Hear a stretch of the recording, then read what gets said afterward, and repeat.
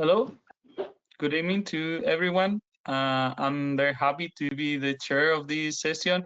Let me welcome all the speakers. At the end, Edward, it seems that he didn't manage to arrive on time, so we will start with Antonio anyway, that is going to present the mentoring program. You know that this webinar is all about mentoring and soft skills.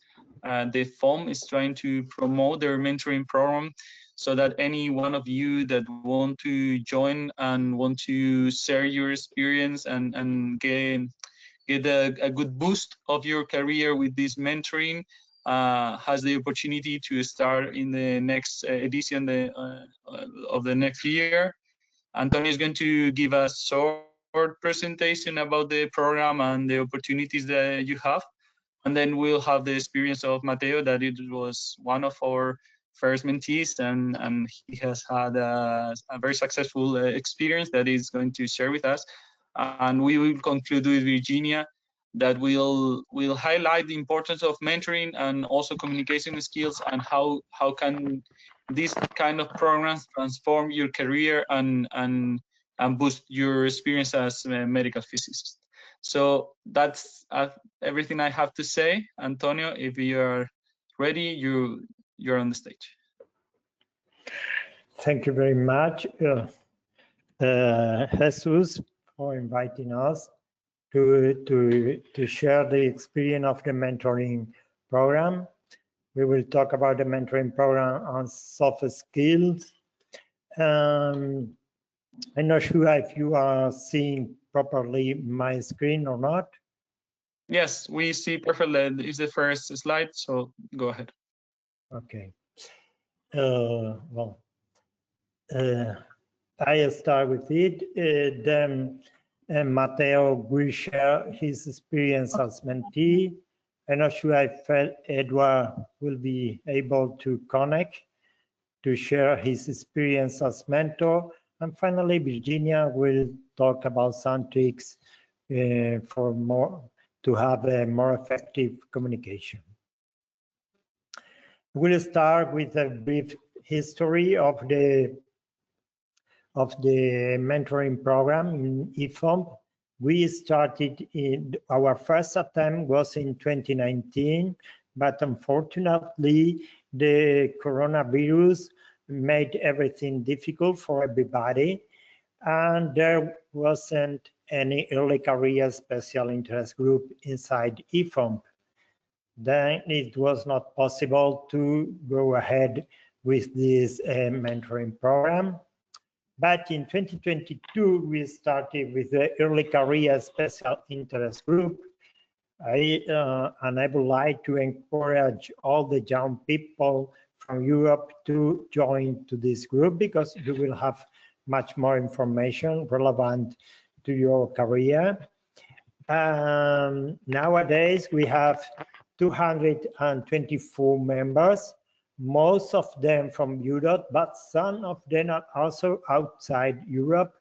You can belong to an NMO, national member organization, the Spanish Society of Medical Physics, the French Society, the Greek Society, the Italian Society, the Dutch Society, but also you can become an associated individual member by the web, and you have access to all the web courses in IFOMP, all this information. You can participate in the early career, in all the special interest group, the early career, for example, for heavy ions group, or for many other groups. And you just have to pay a very small fee, and you have also access to the courses with the same fee as all the other members. You can see that we have members from most countries of Europe, although some countries has much more members than others. For example, Greece has 25 members, Spain 21, 14 Italy, 10 Malta. Then if your country is low represented in this group, I think it's a good idea to join us, and even if it's very well represented. It's thought to have as much member as possible. When the early career group was starting, we made a survey between the young members, and they point out that they would like to have more mentorship opportunities. That was our idea to develop the mentoring program, and we are starting as 3 different programs. One is the classical mentoring. You would like to improve your scientific skill, to write a paper, to collaborate with a reference center. Then probably this is the correct program for you.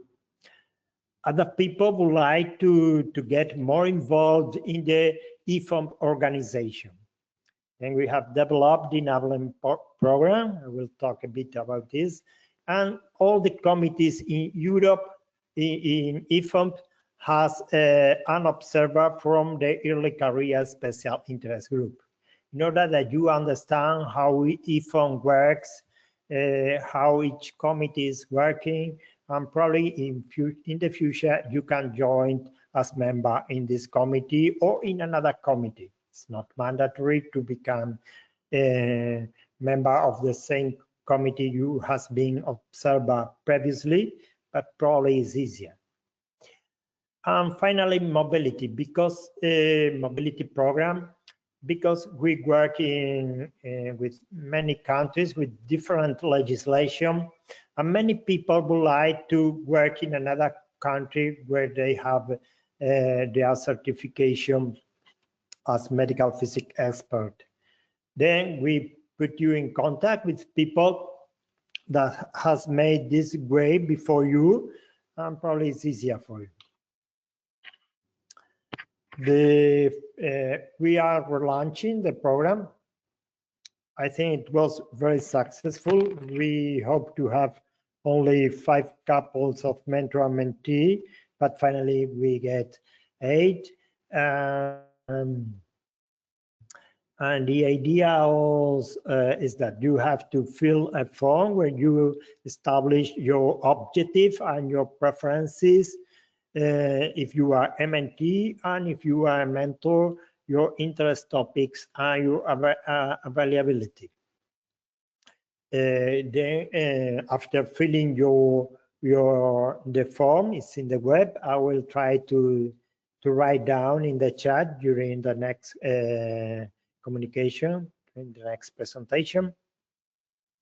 You just put your objective, and we try to match every mentee with several mentors that we think that can adjust to their preferences. After making this matching, we start with the interviews, where the mentee has the opportunity to meet several mentors. And finally, we make the final match between mentors and mentees, considering obviously the preferences of the mentee. And when you enroll in the program, we ask you periodically for evaluation, and that you share your opinions with us in order to improve the mentoring program in the future. These are some of the mentors of the last mentoring program. We started in 2024 and is finishing now. We started in October 2024, and most of them have expressed their willingness to continue with this program for this year.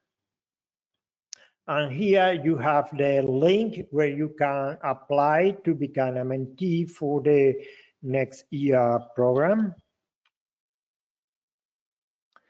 And also, you would like to be an observer inside inside a committee of IFOM. In this case, you have to wait. You will receive in few weeks an email from the Eurecaria Special Interest Group, and you will have the opportunity to send your proposal. This is a bit different because you need the support of your national member organization to become member of a committee. This is because the manual of IFOM, you can belong to a committee only if you have the support of your national member organization. And here the associated individual members cannot apply.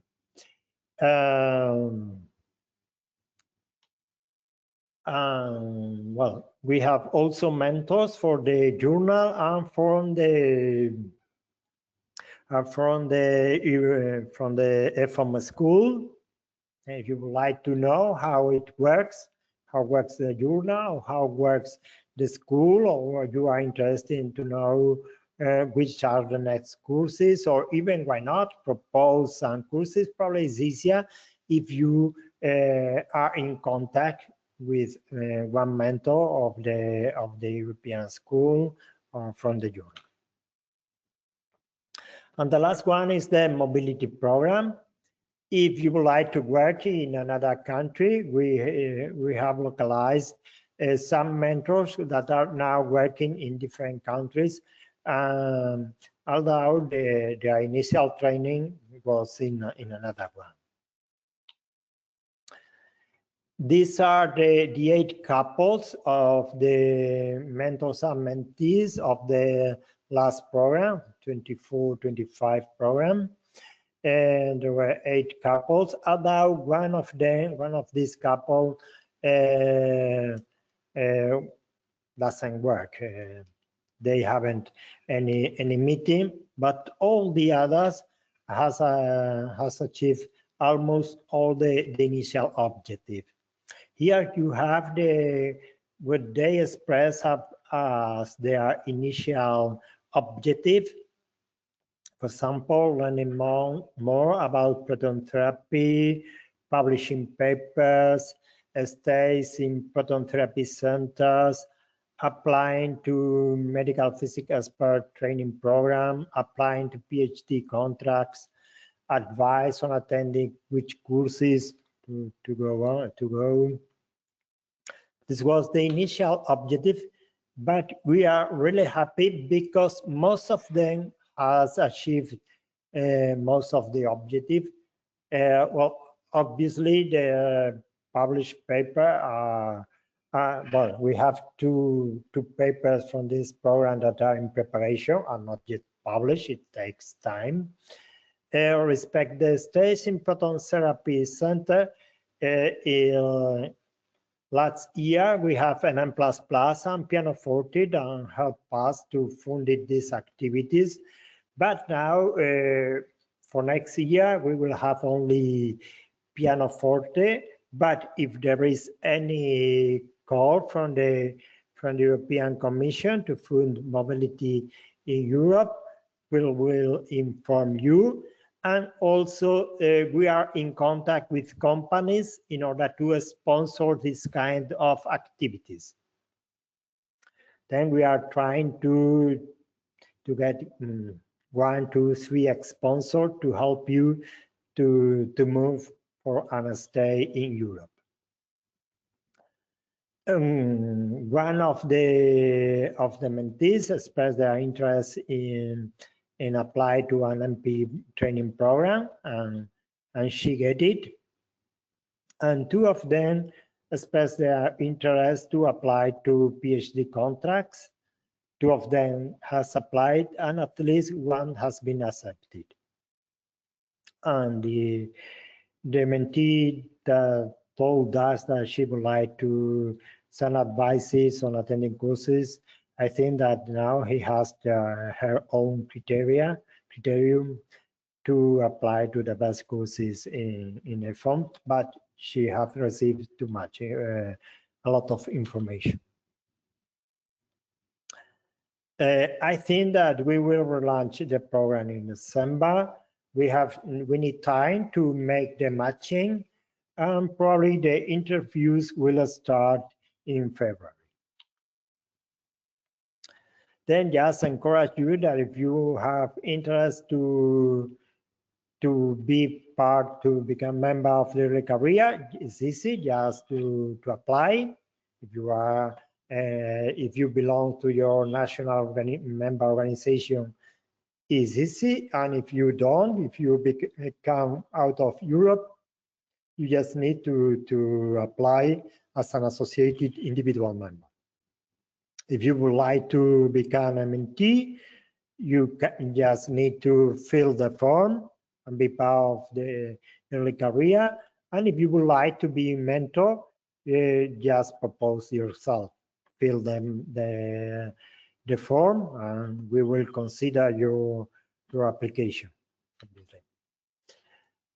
Finally, just comment that in the ECMP 2026 in Valencia, there will be a specific activities for the mentoring program when you can meet with your mentor, and you can know, and if you are thinking to become in the next program, probably you can meet there the future mentors also. Thank you very much for your attention. Thank you, Antonio. It was great, great presentation. I think it's pretty clear how easy it is to be part of the program as a mentee. As Antonio said, the plan is to relaunch this program soon, probably at the beginning of the next year. And in Valencia, you will have the opportunity to meet the mentors, to find topics that you are interested on, and even during the whole program, there are people that if you want to join as a mentor and he's not a mentor yet, he can propose himself, and you can. So Valencia is a great opportunity for networking and find these opportunities of mentoring. So now Mateo is going to present. Aria is already a presenter, I think. Yes. By the way, you have the chat to make questions that I can read up if you have for any of the panelists. You can do it, and I will ask at the end of each presentation, or just at the end of the whole session.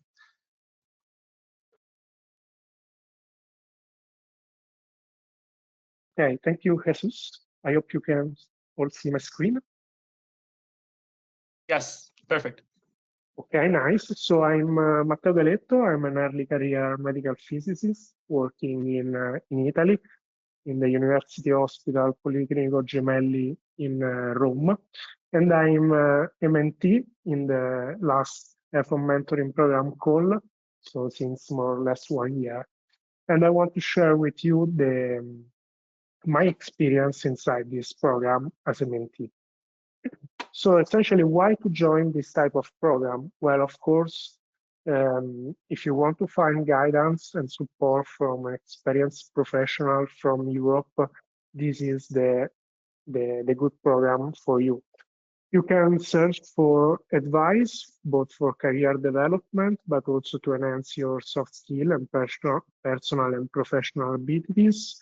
And you can also search for some advice, some tips for scientific exploration for the research you are carrying out in your institution. And of course, you can ask for advice on career. So maybe you want to change your sector, or you want some advice if you are still a student on what suits best for you in the future. And of course, you can also find a very good networking inside this type of program and connect with European medical physicists. So at the very beginning of this program, you have to essentially, when you subscribe to this program, you have to fill an application where you were asked to essentially define your expectation in this type of mentoring relationship. So essentially, you were asked to write down what you are searching for and what are your expectations. And essentially, you have to complete this form very accurately and very precisely for having, of course, an effective matching. Because the mentoring program team, based on this form, on this application, will select for you 2 or 3 possible mentors. And essentially, you will get in contact with, of course, the mentoring program team for all the support you need in the choice of the right mentors. But it's also quite important because they will organize to you a little interview with your mentors, and then you have, of course, to select your mentors. So before this interview, maybe you have to check your mentor's curriculum and maybe also the publication list or where are they working and so on in order to get prepared for that interview, which is crucial because from that interview you will get your mentor. Of course, then after the mentor matching, you have to communicate with your mentor. Of course, you have 2 main modalities to get in touch with your mentor. Online meetings are very easy to schedule and that to remove distances with your mentor, especially if it is from another country of Europe. And of course, they are very flexible. You can schedule essentially whenever you want, but you have also to maximize your opportunities. So don't forget also about in-person meetings, such as congresses, events, or also site visits that provides valuable opportunities to have a face-to-face interaction with your mentor, and also are good opportunities if you want to have a good networking and to know new medical physicists, new professionals from other Europe countries and so on, or other institutions. Of course, be prepared because usually mentors are very busy at work, so essentially try to schedule in advance your meetings in order that they can find the right time for you and in order to have a good and effective communication with them. So let's see something about my experience as a mentee. I've joined this program last year, more or less in this period, and I was searching for a mentor that can help me to improve my research skill and to also improve my national and international networking. So I want to get in touch with new European professionals, and also that can help me in having new grant writing skills. So essentially, from the form, from the interview, I have selected my mentor, which is Claudio Fiorino from Milan. It was quite easy for me, this choice, also because we were very close, because I'm in Rome and he's Milan. So also in-person meetings were quite easy. And essentially, I choose him also because of his great experience on research and grant writing, and because he's very well known all around Europe, and so he can provide me a good networking. What are the results of this collaboration with him? Well, essentially, we have had 2 or 3 great online meetings and a lot of in-person meetings, especially at national and international congresses or courses, and essentially gives me good advice on 2 big research that I'm carrying out at my department. And from this collaboration, we write down some abstracts that were accepted both in national and international congresses. I have also had 2-hour communication into different congresses, and I was an invited speaker in a webinar series thanks to the research that I was carrying out with him. Also thanks to an astrophysics workshop, I was in a grant project writing with him, and he helped me in the writing of this grant project and to get all the document ready for this submission. And of course, he had me also in the in the networking process, helped me to know some very different professionals from around Europe. So essentially, from this type of mentoring program, you can ask a lot of different things. You can also ask only for improving your soft skill, your communication skill, and you can ask essential, but you have to be very clear on what you have to ask to your mentor, because the results comes from essentially what you are asking to your mentor.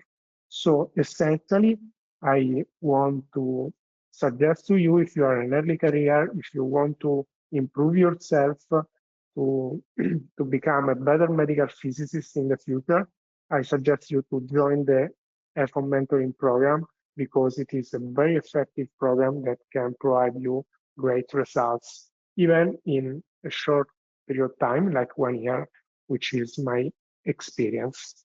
So with this, I want to thank you for the attention.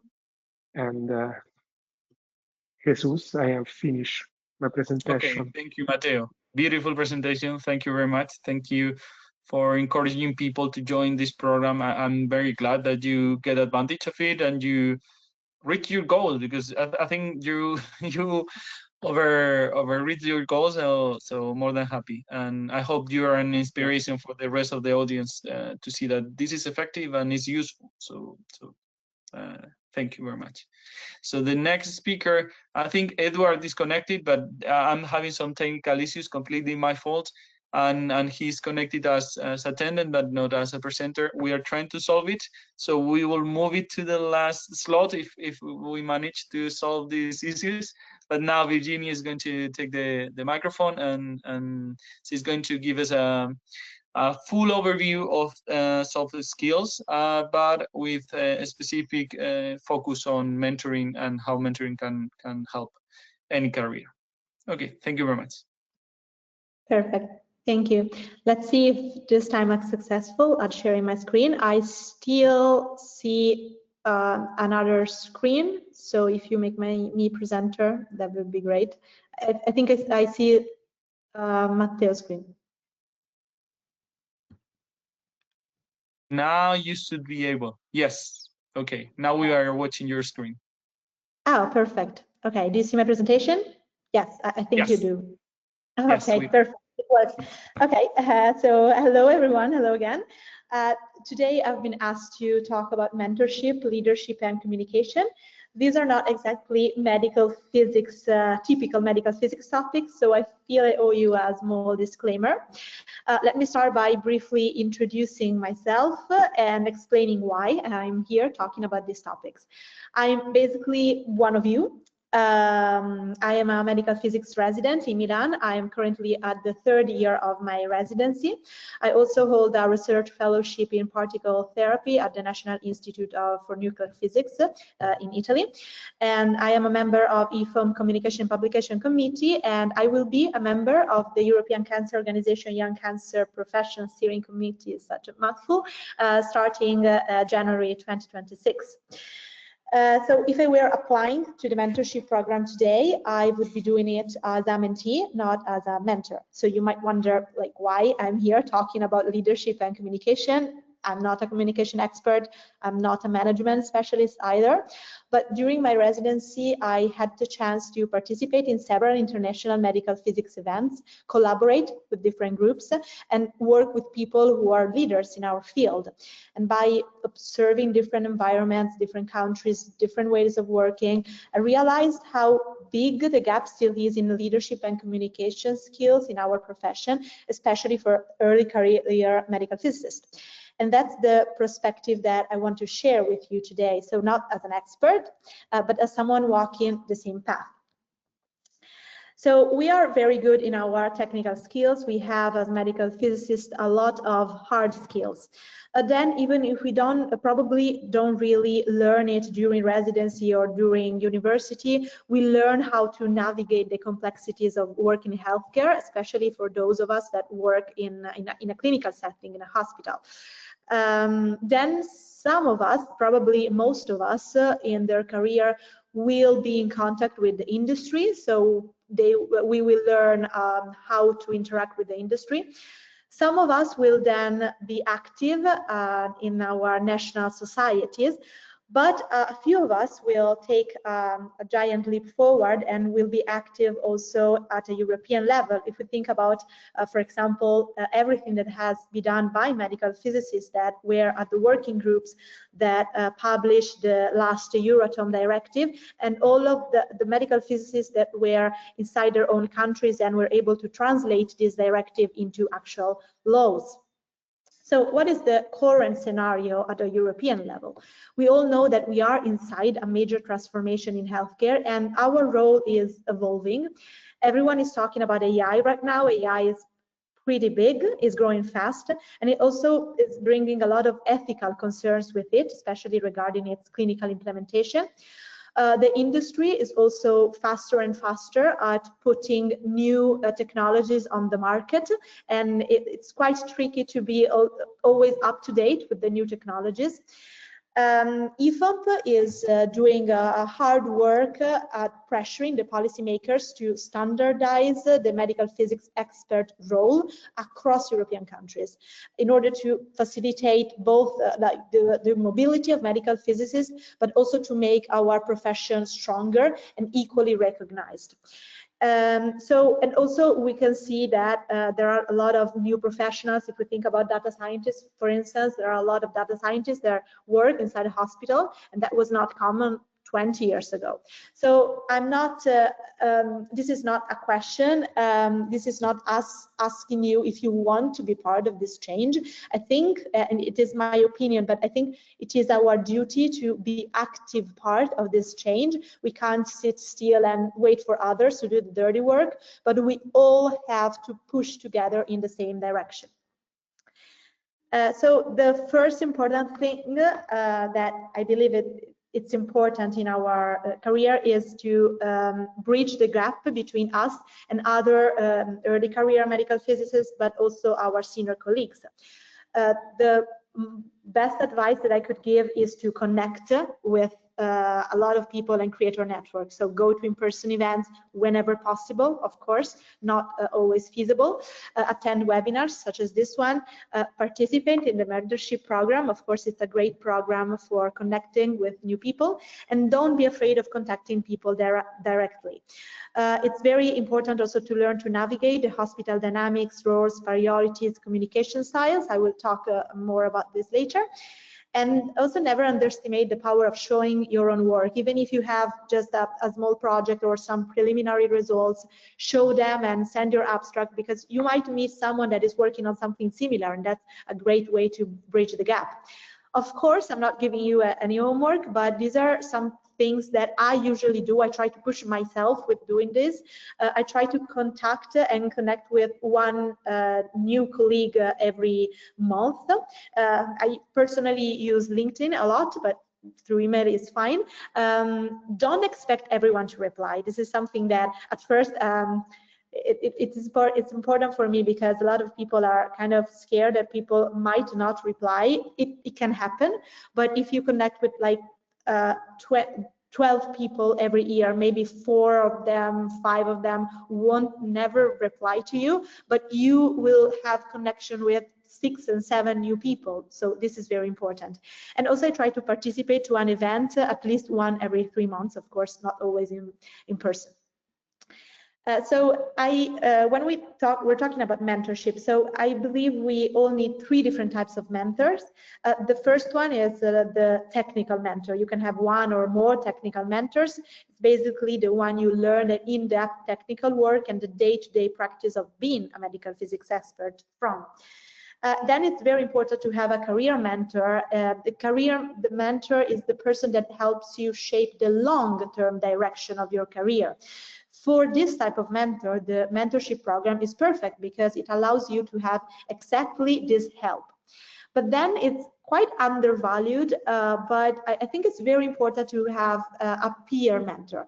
A peer mentor is a like-minded colleague who provides emotional support, but it's also very useful at sharing perspective and creating your network, because at the end, when you're building your career, your network is a lot.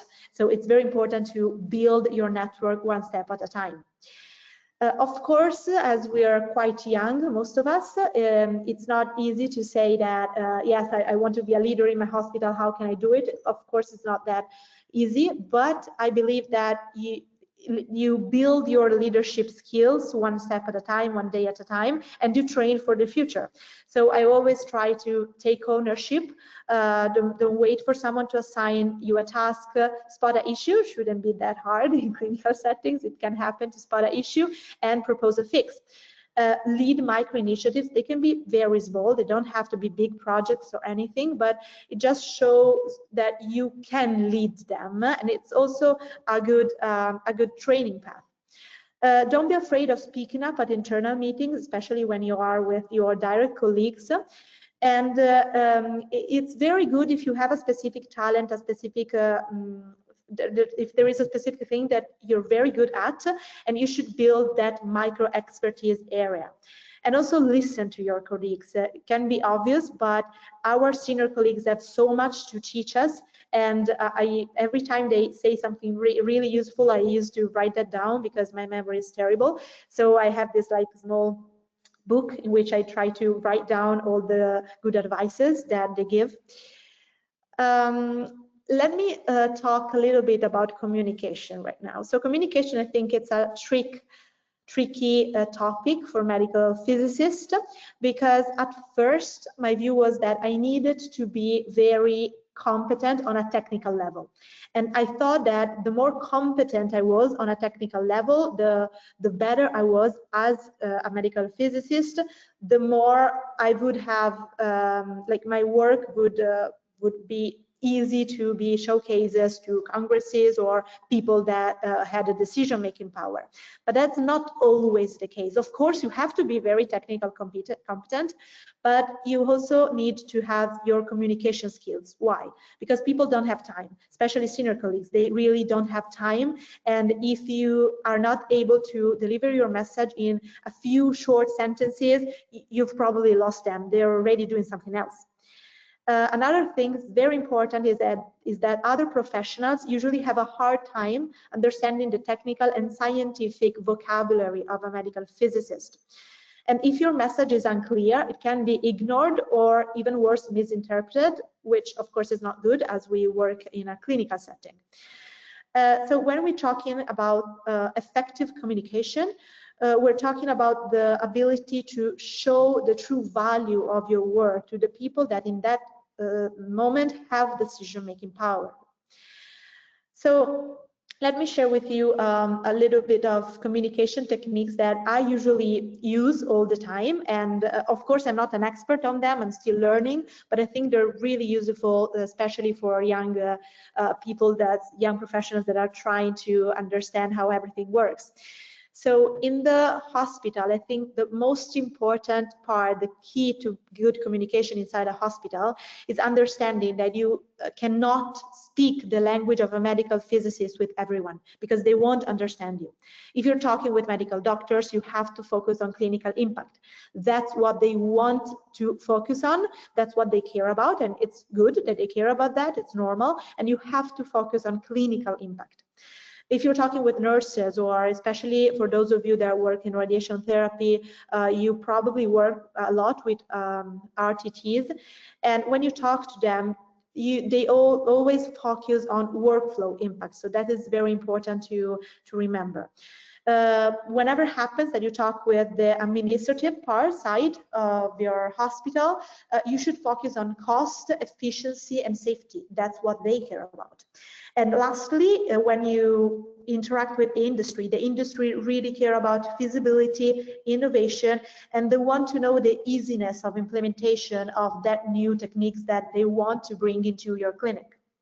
So This is for the hospital, but if you are in another setting and you are in a public speaking setting, if you go online, you can find a lot of great advices on public speaking. I usually use these two, so I'm showing here these two tips, tricks that I usually use when I talk in public. I'm not sure that these are the correct names for them, but they're very easy to find online. You can find a lot of examples. The first is the announce, state, summarize rule. So every time you talk about a specific topic, you should first introduce what you're going to talk about. Then you deliver the message. You can go in depth as much as you want, but it's very important that at the end you summarize. So you recap the key points of your topic, because that's probably what the audience will remember. Another very effective rule that I use is the 2-3-1 rule. Again, not sure if that's the correct name for it, but whenever you're, for instance, you are giving your opinion on something, and you you use 3 points to make people understand why you have that opinion. So you have 3 reasons why, and you should order them, these 3 points, by their importance, but not in a random way. But the first point to give should be an important point, but not the most important. Then you have a second point, which is the less important, is usually something that helps you support in detail, something like that. But then you have the most important takeaway that you want the audience to remember, and that should be the last point you give. That is very useful. Sorry, okay. So let's say that you weren't able to participate in the mentorship program, and maybe for any specific reason you won't be able to participate in the future as well. Would you still be able to develop these skills? Of course, yes. My first advice would be active in our early career medical physics special interest group, part of IFAM. So be active. There are a lot of different initiatives, so you will probably find something that works for you. I was part of the leadership course that IFAM did this year in Brussels. I know that are maybe not this year, but there will be other events, similar workshops in the future. So this, I totally recommend going. It was very, very good. And of course, online, you can find a lot of things. You can find paid, but also free courses on healthcare leadership. So yes, that was it. Thank you. This is the QR code for my LinkedIn if you want to connect, and also my contacts whenever if you might need them. This is me. Thank you. Okay. I will. Thank you, Virginia. Do you okay. have okay? So thank you very much, Virginia. I think there are several concepts that you have presented that was quite shocking. The peer mentoring, I think, is super interesting to find someone on your same stage to not only emotional support, but also to guide you through because usually your peers knows better how is the world you're living. So I think that is a fantastic idea. This is not part of the program yet, but maybe it could be an option in the future. But several advantages advices that I have written down from your presentation. So thank you very much. Yeah, so we didn't manage to let Edward connect, so it's a pity. I mean, I'm really sorry for that. But now it's time for questions. There are a couple of them in the chat. In the questions chat, you have the form to be part of the mentoring program. So if you're interested, you just can link, and if you don't find it now, you can find in the website in the future. So it's in the phone website, all the forms that you need to fill. It's quite easy. Don't get afraid for the paperwork. It's quite easy. And there are also a couple of questions that Antonio have been answering in the chat, but maybe you can read them up or just explain if you want, Antonio, so that the people from Latin America knows better. And I think you're the best person to answer them. Yes, if you are not from an NMO, you are not from Europe, and you don't belong to any national member organization, then you can become individual associated member in the website. It's a very low fee, only 15 euros, 1 and 5, 15 euros. And you have access to the web courses. You have access to the special interest group, and you can enroll in this program also. I think it's very attractive membership for people outside Europe. And also there's a question from Andrea Natalia Vargas Castillo. She's asking how involved will be the mentor in our objectives and for how long. I think the program so far is for 1 year, and you can renew if you are happy with the program and your mentor as well. I don't know, Mateo, are you renewing in the next year your mentee? Yeah, it's quite obvious that once you have this connection with your mentor, you can continue to contact him even after the end of this program. And so for sure, yes, you can continue this collaboration in the future. Nice. So you can study for longer than a year if both of you are happy. And how involved? Well, I think it depends on how lucky you are. I think if you get a good mentor, it will. But Antonio, maybe you know if there is a minimum compromise or. Well, the compromise is for 1 year only, and during this year we ask you to give us some feedback. After this year, we don't ask this couple to give us any feedback. But obviously, if you have a good relationship, you can go on with the program or with the meeting as long as you want. But we don't have any request to you. That's the question. Okay, and the next question is from Hiba Jesus.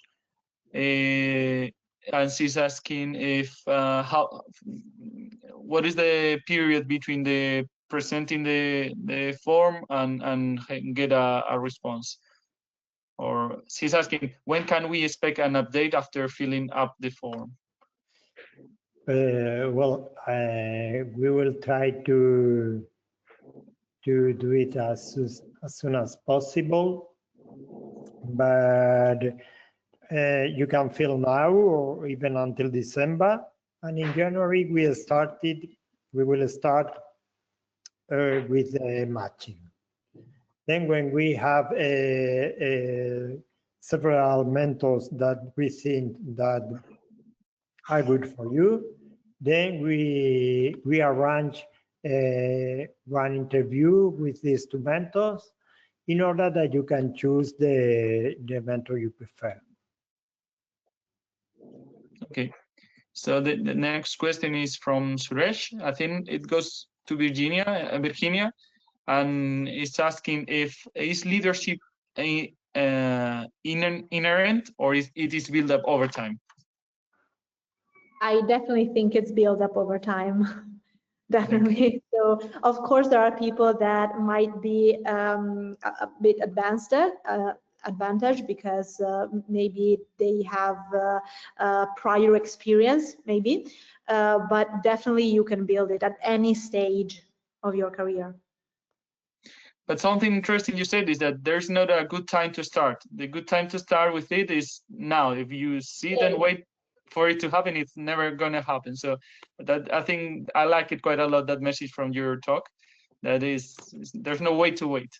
There's no time to wait. So I think we have other question. There's a comment from Effie, from our president, saying that there will be an EFOM leadership school in March to April of 2027 in Brussels.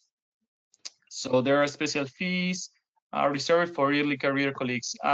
I also want to remind you that there's a special interest group on early career. I am part of it. I am part of the steering committee. We are finishing our time, so that there will be a new one. If you are interested in getting involved in this kind of webinars or other issues associated to early career, you are more than welcome to express your interest. There's in the EFOM website, there's an email. You can send us an email and inform us that you want to get involved and be more active. And we are looking for people that wants to promote our profession.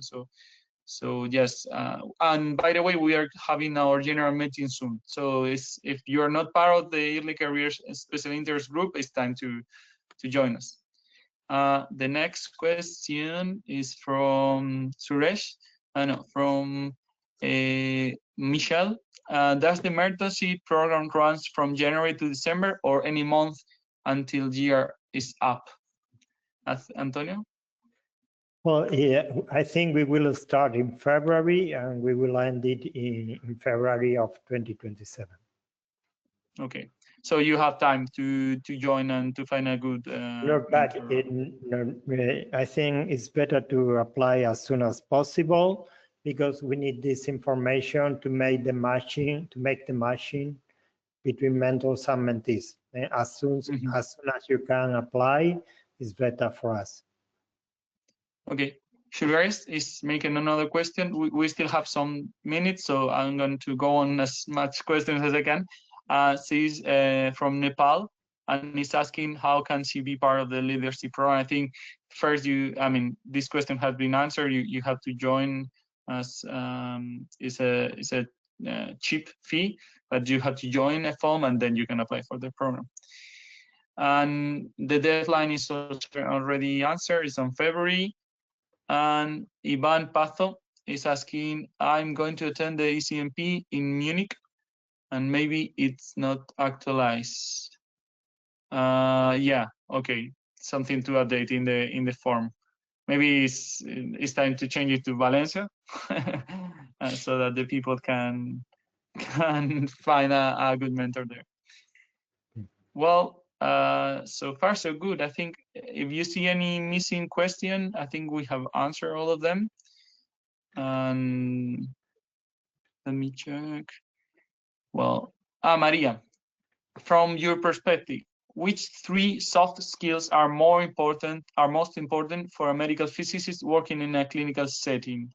I think it can go to Virginia first, but maybe Mateo and Antonio can give your impressions as well. We don't hear you. You need to. Okay. Can you repeat the question for a second? Yes. What are the 3 most important soft skills that you will choose between all those that you have presented? In a clinical setting. So I would say definitely the skill of speaking the language of the person you're talking to. I think that is the most important, because if you talk as a medical physicist, people won't understand you. Then you should be able to, it's similar, but to navigate different scenarios, be able to navigate the scenarios of radiation therapy. But even if you're just only radiation therapy, you will probably have something to do with PET scans, because they're usually used. So be able to talk with people that are not from radiation therapy as well. And then I would say, let me think about the third one. Listen. Listening. It's an undervalued skill, but it's, especially if you're in early career, learn to listen. Yeah, I completely agree. And if I can give also my opinion as a chair, I think it's good if you are going to reuse the presentation, redo it at least a little bit, just to fit it to the audience, especially of what you said, Virginia, about speaking the language of your audience. If you prepare a presentation for your colleagues and you're going to present to the medical doctor, just change the equations, take out all the numbers, just give more graphs and try to find a common ground, I think. But yeah, I completely agree that communication is probably what makes us different from IA. So is what we need to explore to survive, I think. Something to add? If not, I think we can go to the last question from Ivona. She's asking if she can join the program as a bachelor student. I think the program is mainly meant for professionals, but probably if you, I don't know, Antonio, what do you think? It depends what we are looking for. If you are looking, for example, to enroll in a master and you are looking for, probably a mentor can help you to decide what is the best master to work as you as medical physics expert in the future. It depends on you. You can express your objective, and if we have a mentor that can fit to your objective, probably we will put you in contact. But it depends. I think if you specifically are looking for a very good master in Europe or to work as medical physics expert, could be a good idea. But only in this. So it is possible to apply and then to try to find a match. If she is member of the early career, why not? Okay. Okay, so that's all for now. Thank you very much. Thank you all the speakers. You have made wonderful presentation. Thank you very much. It's just what we were expecting from you. And thank all the audience, all of you that have stayed until here, and see you in the next webinar. Probably the next webinar for early career is the general meeting. Very important. We will decide how to go on in the next years. So if you want to shape the way we are taking, just join us and participate. Bye-bye. Thank you. Bye. Thank you. Thank you. Bye.